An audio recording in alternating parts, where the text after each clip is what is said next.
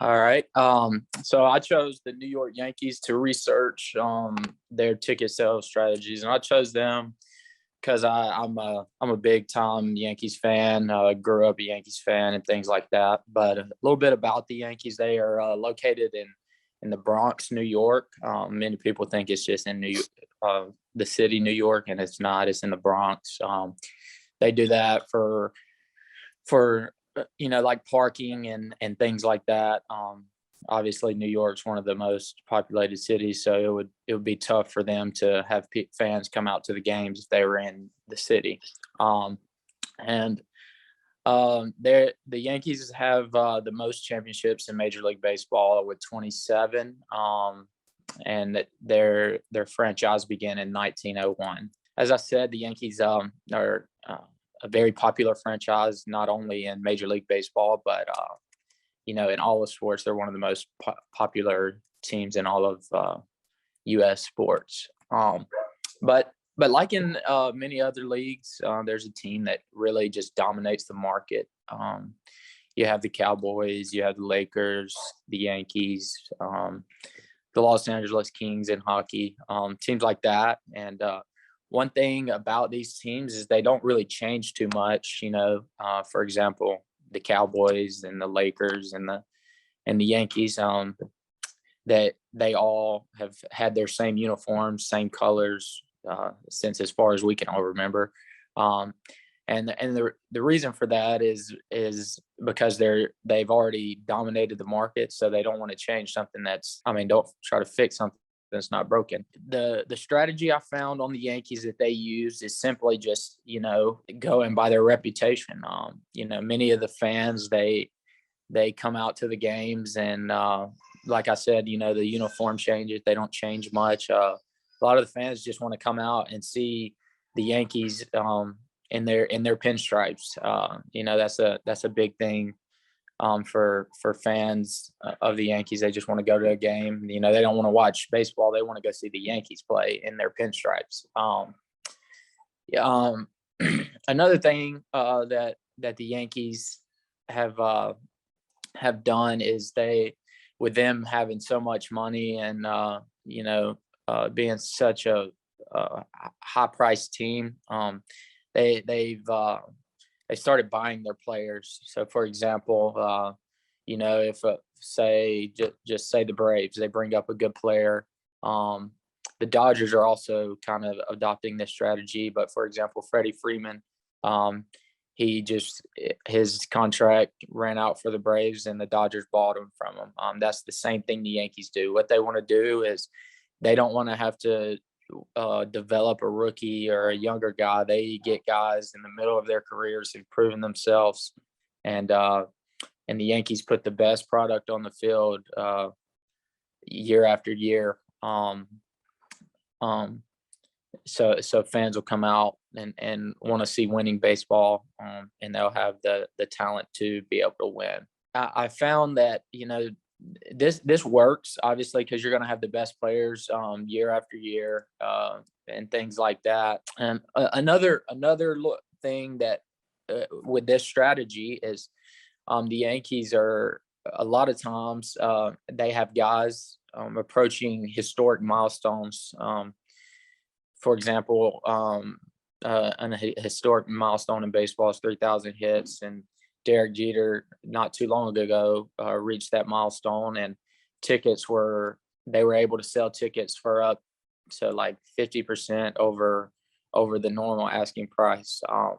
So with them buying, already developed players who've established themselves, who've already created a name for themselves, have hit, gotten large amounts of hits already. It creates opportunities for them to be able to charge higher prices, when they are reaching those milestones. This strategy, it like I said, it works because you're going to have the best player, but a lot of times they overspend on players. Say a 31-year-old, they overspend on them and sign them for 10 years. And when when that player is in the 8th, 9th, 10th year of their contract, they're 40 years old and past their prime, and they're stuck with paying a guy who's not very good anymore, who's washed up, millions of dollars, 20, $30 million. And it seems like, there's a couple years where that happens with these teams. They're paying older guys way more money than they deserve at the time because they wanted to get them in their prime, and those seem like they are the down years for the team. So that's kind of a negative. I think if you didn't just try to buy all your players and had a nice mixture of trying to develop young guys and then buying some good players, I think it would it would limit the years that you aren't as good because of older guys, and you'd still have that core of young guys and things like that, and still be able to sell tickets, because the Yankees are that they don't have to put much effort into their marketing strategy. Just make sure they have good players on the field year after year. So they're winning, and the fans want to see the Yankees win. Another similar thing that the Yankees do to other major league franchises is they have promotional games, but it's also different. Most teams usually have, like, they give out a free jersey, they give out bobbleheads, a baseball signed by somebody to, say, the first 3,000 fans or something like that. But the Yankees, they have an old timers game where they bring out some legends that have played for them in the past. And, they usually have 20, 25 guys come out. So it allows them to play a game before on that day. So they in the pregame, there's an old timers game. And for the Yankees, this costs them less money because, whereas people have to buy the bobbleheads and or supply the jerseys to be given out, all the Yankees do is simply just ask former players to come out and participate in Old Timers Day. And usually every time they have an Old Timers Day, it draws a sellout crowd. So that's something interesting I found that they are able to do and not spend as much money on marketing. Another thing with social media, just expanding year after year, they've had to obviously adopt a social media strategy. And the biggest thing I've found that the Yankees have adopted is so for the longest time, you're not allowed to play for the Yankees and have facial hair. Well, they've started allowing them to grow mustaches, and they promote, come out and see the stash squad for the guys and we'll post pictures of the guys who grow mustaches and everything like that. So that's one of the social media. They've created a hashtag, and that's one of the social media strategies they've came up with. The Yankees also own 34% of a TV network called the Yes Network, and this is another way on there they promote their games and kind of let fans from around New York know who they're playing, when they're playing, and give them more details about the game. But all in all, the Yankees have a good strategy. They're at the top of the market. So they're not able, they don't have to spend as much on marketing. Fans are already going to come out and see them play. The main thing they have to do is just make sure that the team they put on the field is winning year after year, and fans will come out to see them. And yeah, that's what I found. They just rely basically on spending money on free agents, and rely on their reputation for their ticket sales strategies, and this helps them because, like I said, they don't have to spend as much money, and they're gonna draw crowds year after year on marketing. Okay, right. Yeah, I just want to hop on some of those things, but I'm gonna get into mine as well.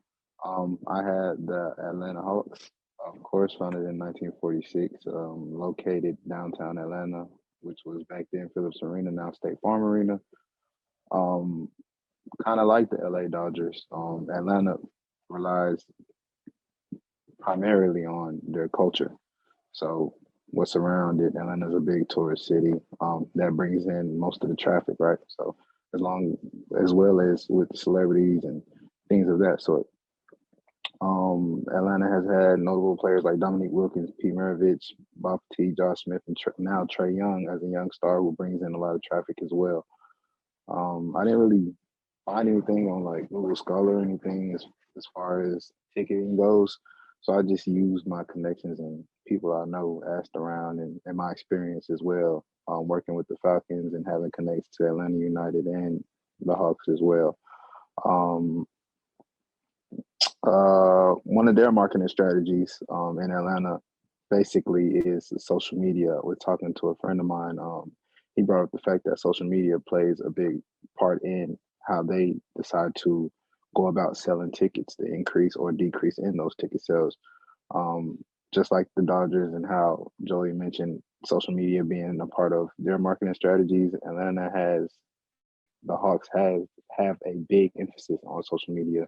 No matter what age you are, they hit every demographic, whether it be on Instagram, Snapchat, Facebook, things of that sort. They want to hit every single demographic on every one of those, whether it be with ads on Facebook, certain videos on Snapchat, sponsorships, reels, things of that nature.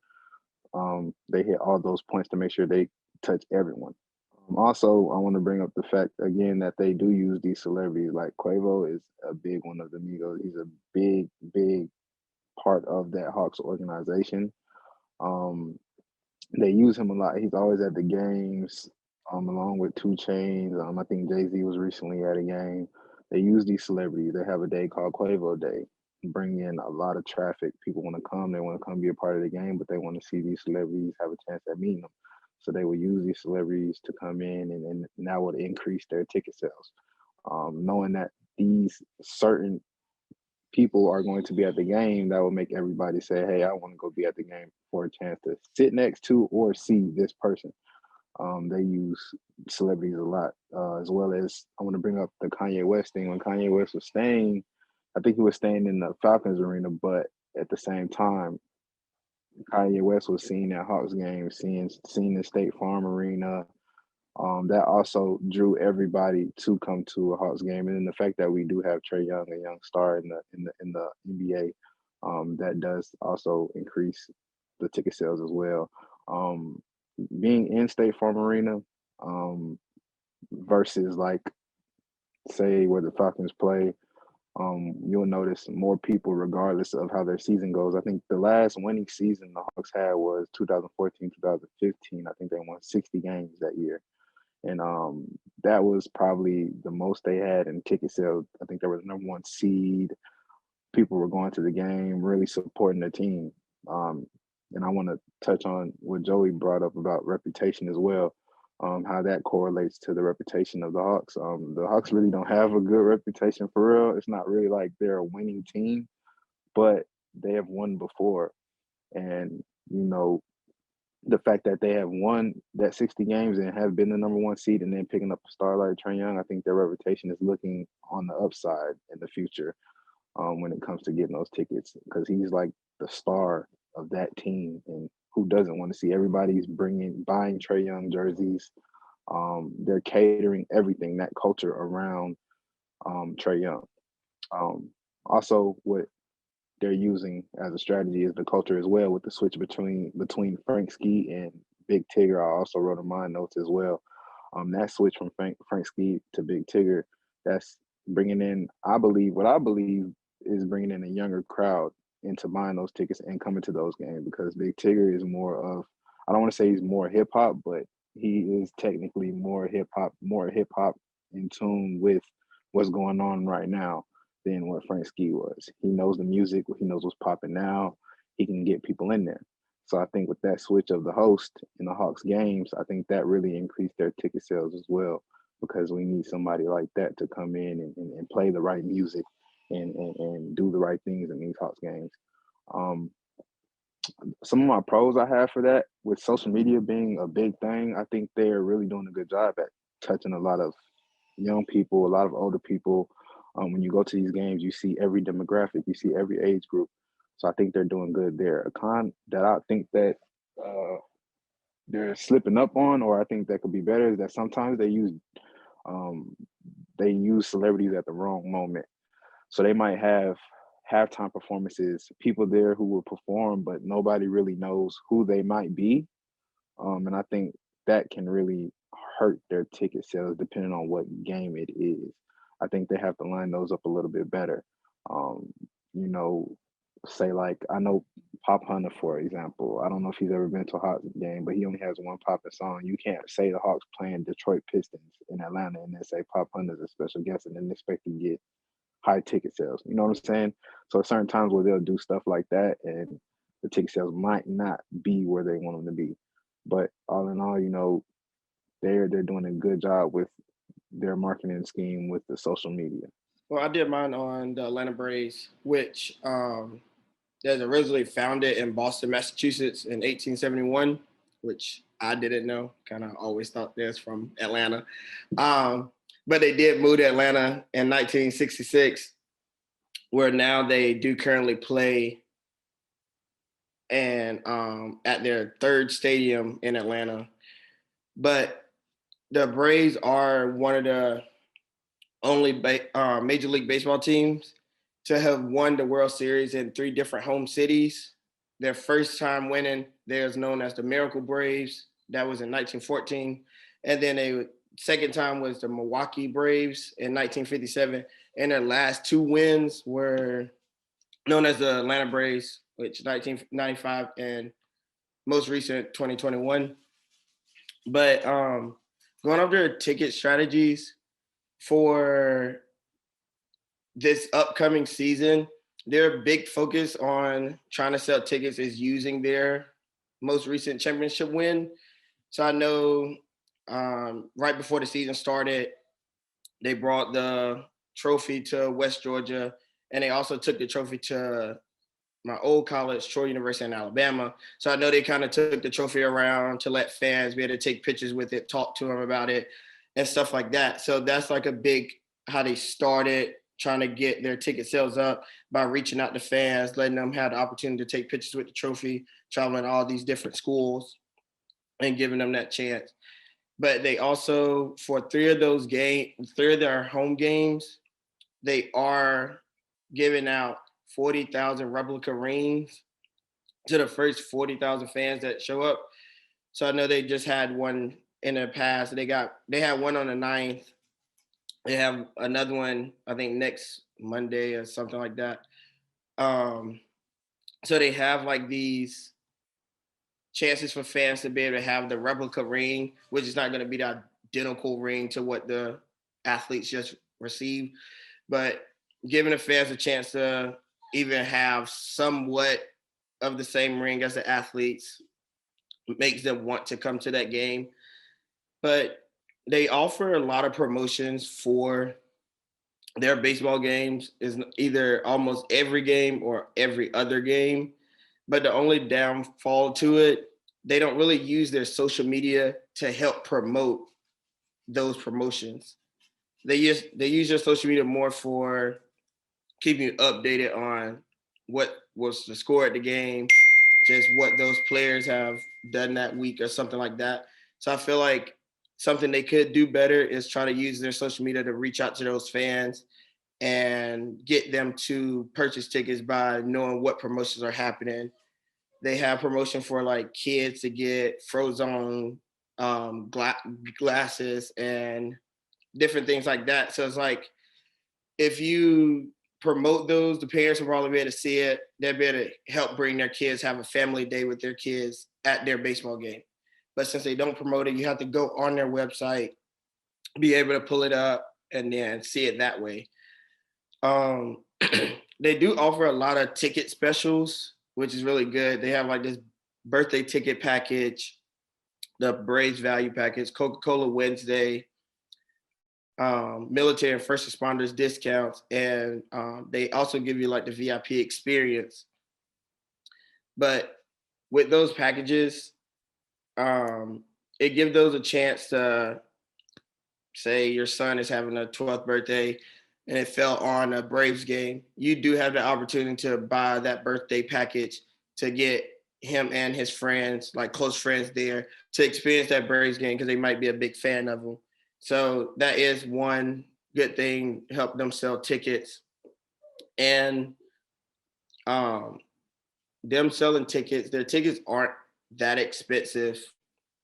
A general admission ticket is roughly $16, $24, which that's kind of mind blowing to me because if you go to an SEC football game, you might be paying $300 just to come in and sit in the nosebleeds. So it's like a major league professional team is basically you can go in for $25, and that's very mind blowing to me. But also looking up, I also decided to look up like their job qualifications. And as a trainee, they look for you to be able to create and sell A-list memberships, mini plans, and all the group events, and be able to like talk to your fans and be able to hold conversations and get them engaged into the Braves. Maybe that's their first game ever coming to, but they want you to be able to still talk to them and get them to come back to another game and try to get them be that number one fan to the Braves. So that is one thing they do look into for their trainees as they get hired and try to move up higher and higher into the organization. But overall, their ticket strategy for this upcoming year is pretty good. Like, they are using their championships win as one, which most schools teams, if they win, it does bring in a bigger fan base for that next upcoming year. Because who doesn't want to just go watch the most recent champions play for that upcoming season? But they need to also just start implementing more on their social media than just posting their score updates, athletes, what the athletes do during the week, stuff like that. They need to start promote the game before the game actually happens, because nowadays everybody uses social media. They're always scrolling through Instagram, scrolling through Facebook, Twitter, Snapchat, all that. So if you give the fans a chance to be able to see that schedule on social media than them actually having to physically pull it up, you'll get a bigger fan base to attend those games, and they'll be able to plan out when they want to come to those games and stuff like that. But other than that, the Braves really do a good job on trying to get fans into them, and them being in Atlanta, like they said, it's really not that hard. It is a lot of traffic in Atlanta. So like just thinking about saying a Braves has a game on this coming up Saturday, it's not that hard to try to get some fans just driving through or just there to come to a Braves game. Might be visiting family, and most likely they'll probably attend a Braves game just because most people want to be like, I want to experience a professional football game. I want to experience a professional baseball game. So it's like, give them that chance since they're in Atlanta to have those family members, whoever is visiting, friends, family there, to come attend those games. I did my research on the Rome Braves. They're a minor league team in Northwest Georgia, small town. Rome, Georgia is about 70 miles an hour and change northwest of Atlanta. I had a lot of connections to Rome, so I knew a lot of their employees. So it was easy to just schedule an interview with them and sit down and talk about some of their ticket sales strategies.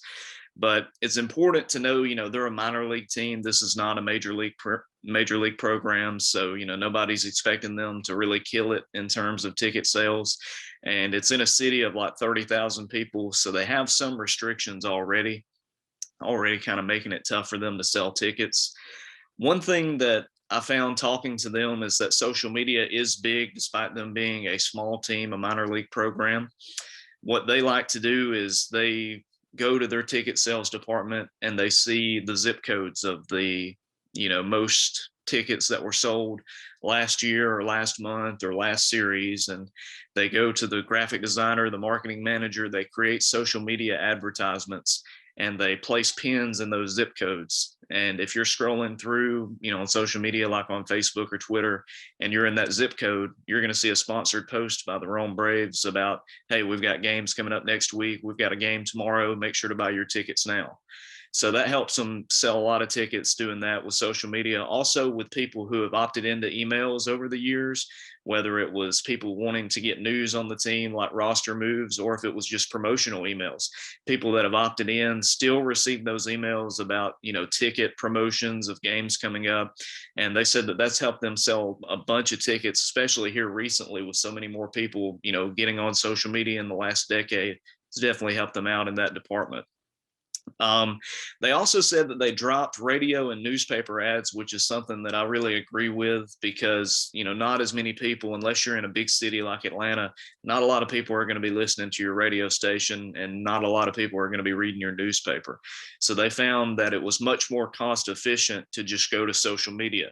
And I know that you guys that have already went, you talked about social media being used by the bigger teams. They're still doing the radio and newspaper ads somewhat because they can afford it. But for a smaller minor league team, you have a much more limited basis. So budget. So, they have to work with what they've got. And so social media has been a big part of their ticket sales strategy. Additionally, with Rome, it's a small town, it's family friendly. They have a bunch of old people, and a lot of old people are still kind of weary in terms of buying tickets online. They'd much rather buy it in person. So what Rome does is they go through, they leave the ticket sales window open throughout the week, Monday through Friday, for the older generation, typically who want to come in and buy tickets in person. And they found that, especially after COVID, this has really helped them tap into that demographic. Just leaving that open, having like one person there throughout the week, ton of the older people have come in and bought tickets doing that, and it's helped them, raise profits that much more. Additionally, with the Rome Braves and with every program, season ticket holders is very important. And with Rome, even though so much is shifting toward electronics and social media, they're still doing face-to-face when they try to recruit season ticket holders. They'll call up the people, they'll invite them out to the stadium. They come out to the stadium, they show them the suites, they show them, some members of the team that are there. They let them meet the coaches. They let them know the benefits of being a season ticket holder. And I think that's really smart to go the traditional route of really trying to recruit someone to be a season ticket holder. So I thought that was another big positive that Rome's been doing in terms of selling tickets with season ticket holders is the face-to-face recruitment. I think you can't beat that, honestly. Additionally, the Rome Braves, the biggest thing with them is how small of a town they're in and the fact that they're a minor league team, like the restrictions they've got. You guys were talking about, like with the Atlanta Hawks, the celebrities coming to the games, and with the Yankees, the star players that they have. But with Rome, they don't have that. They've got more undrafted free agents than they've got, first round draft picks on the team. And there are no celebrities that come to, a minor league baseball game. So they've really got to be creative in the ways they try to sell their tickets. So overall, I think Rome does a good job. Nobody's expecting them to come out and sell 5,000 tickets a night. Now, if it were the Atlanta Braves and they were selling 5,000 tickets a night, somebody's getting fired. But in Rome, if somebody sells 5,000 tickets, you may be getting a promotion. That's just how it is with minor league sports. One suggestion, though, that I do have for them is to find more creative promotions to sell these tickets, because it's minor league baseball. Not everybody's going to be coming just for baseball. Everybody's coming, for fireworks, or they're coming for bark in the park to bring your dog and everything. Kids running the bases after the game, stuff that you can't really get at a major league program. So if I'm Rome, I'm finding different ways to find different promotions, get creative with that. Maybe that'll help out with ticket sales as well. Now, Deaijah couldn't join us today, but we do have her research, and I'll go ahead and read through hers real quick. She chose to do it over the Atlanta Falcons, which is, again, a huge NFL franchise, very big market in Atlanta. They're never hurting to sell tickets. I mean, you've seen shots of Mercedes-Benz Stadium on a Sunday. They do a great job selling tickets. She found that what the Atlanta Falcons do well is they reach out to the community. They do the Friday Night Lights program where they go to different high schools before the season and they scrimmage there and they practice there to give fans a chance to see them, to let high schoolers see them in action. They've also done a good job, like Antoine had mentioned, of getting college students out there and interning at the stadium. I know West Georgia's one of the schools that partners with Mercedes-Benz Stadium, where people can come out, students can come out and intern with them. Right, if I can jump in real quick and harp on that, because I did work for the marketing team for the Falcons. They do a great job at selecting college students to do these marketing and brand ambassadoring for the Falcons. They not only go to colleges, they also go to events in Atlanta like One Music Fest, wine festivals, Summer Beer Fest. They set up tents, they conduct surveys, do giveaways, and they're all about the community. So the way we bring people in as a community, that also increases the ticket sales as well. So that's another strategy that they do well on their end. Absolutely. And she said, and I agree with her, that it's helping build rapport with these universities, and it's creating goodwill in the greater Atlanta community. And that's something you can't beat. But continuing to talk about some other ticket sale strategies that they have. Obviously, they're in downtown Atlanta. They have a lot of billboards, and you have a lot of eyes out there. So they have a ton of promotional billboards that help sell tickets as well. And they also have kind of tapped into the TV market and the movie market that's come to Atlanta over the years. They've been having a lot of commercials. Obviously the one with Samuel L. Jackson that's been on TV for so many years. It's helping sell tickets and helping show celebrities that have come from Georgia and cheering on the Falcons and everything, help sell tickets for people in the greater Atlanta area. But again, she thinks that social media has really helped the Falcons as well, with so many people in Atlanta, so many fans of the Falcons, so many people on social media cheering on the Falcons. Even if they're not having a great season, they have a lot of hardcore fans, and it helps them sell tickets when you're getting more eyes on the product. And as far as the cons, she did say that individuals like results, and it's hard to keep individuals locked in and tuned in when they're not having a good season, which after the last few years is a fair assessment of the Falcons. She also said that COVID was hard to conquer because so many individuals want to stay at home and don't want to wear a mask when they go to a game. But, we'll see if that can improve for the Falcons moving forward. But that was Deaijah's research on the Falcons. All right. So, I did mine on the Indianapolis Colts. They had a campaign in 2017. It was called Colts Forged. You can check that spelling on the Google Doc. Forged means, I'm not talking about forging a signature. There's no right or wrong answer. If you do know, you know. If you don't, that's all right. Exactly. Don't look like anybody has an idea. And that's kind of going to be a theme as I discuss what the Colts did with this Colts Forged. All right. So the campaign was the most expensive and extensive marketing campaign the Colts had did. This was in the fall of 2017. I'm sure they've upped it since then, but it was called Colts Forged. It was a website and TV ad campaign. Now they did do things for, game days and season ticket holders, like season ticket holders would get let me see, I got it right here in my notes. They would receive a special horseshoe in the mail with the word earned on it. Earned is kind of one of those words that they use to define forge in a sense, but they also used a bunch of other things, and that's going to be a problem as we get into this. Family forward, always overcome, our way, the right way, and makers of moments. So it's a lot going on when the coach tried to push this forge thing. The main goal was to be a representation of the state of Indiana and what they do down there. There's a great quote about what the franchise executives wanted to aim for, and it went like this: this is Indiana. This isn't the East Coast noise or West Coast glitz, just the steady beat of the heartland. All right. So there was we talked about community engagement. This was supposed to bring the state of Indiana and the fans of the Colts together, right? Another good thing about this plan, when it was being developed, it was with focus groups, ticket and suite holders had input, corporate partners, and media members. So everybody except for the fans was involved in sort of the development of this campaign. However, once the campaign was released, there was a lot of mixed emotions from fans about what Colts Forge was supposed to do and mean to them. A lot of you talked about game day involvement and excitement for players. For fans. That's what this was supposed to do. Just like most marketing plans should for these sport organizations, get people excited to come to the game, be involved. But this one had a different sort of impact. Fans were confused because nobody knows what Forge really means.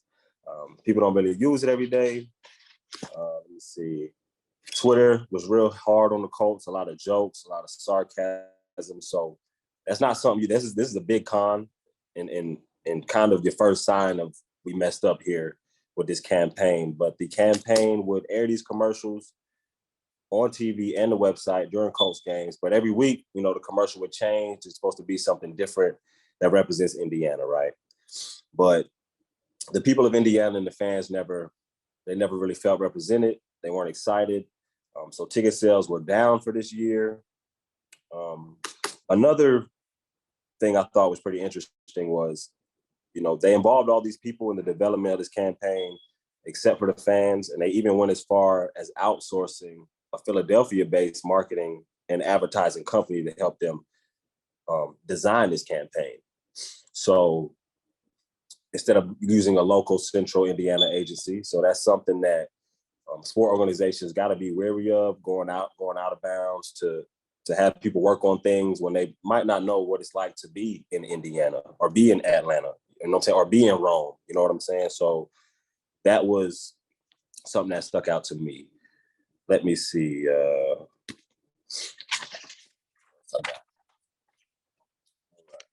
Talk about the negative reactions. I will say there was a couple pros with the packages that they gave out to fans, able to change those every week. Fans come to a home game, they could get T-shirts, a free T-shirt with a horseshoe, and the quote about Indiana that I read earlier was also on the back of that shirt, about it being the beat of the heartland. So just little things like that during the game day to kind of switch it up on fans. And they did keep it fresh, but it just wasn't as engaging as they would have liked it to be. And probably because it was confusing, So my suggestion was to be a little more simple, right? Oftentimes, the simplest answer is the right answer. That's a quote that I like to use. And in this case, the Colts just seemed forced. The word is confusing and not really harmonious with Colts football. So there was a divide for this season. And a big part of what these people do as sport managers, they got to be able to analyze these campaigns in the moment, right? You got to know if it's working, if it's not working. The Colts didn't know that, so they went ahead and did it again in 2018, brought this back for the draft, but that didn't last long. They ended up not being able to sell out tickets for that season. So what they did do I guess you can look at it as a pro, but when one campaign fails, you got to bounce back, you got to rebound. So the Colts ended up selling package season tickets. So basically you get 5-game packages at a cheaper price. And that was the thing for 2018. It wasn't any more Colts forging. It was just, we got to get these tickets off because people don't want to be here anymore, right? They don't feel engaged. They don't feel excited. So yeah, man, that's pretty much it. Colts forged. I went into great detail in the Google Doc, but that is about all I got for y'all today, man. Colts forged. Just a failed plan, confusing words. And so you want to be, y'all talked about culture with the Hawks, culture with the Falcons, that's that community engagement. You got to know who your fans are. You got to know what your fans like. You talked about the Yankees, the reputation. This Colts Forge, this was not a good example of the reputation of Colts football over the past year. So they failed. They tried something new. It didn't work. And that's all right. But I felt like this was a good example for y'all to see. And I figured nobody knew what Colts Forge meant. That's all I got. Yeah, for sure. All right. Well, we've been Group 3. This has been our presentation over ticket sales strategies, and we thank you for tuning in.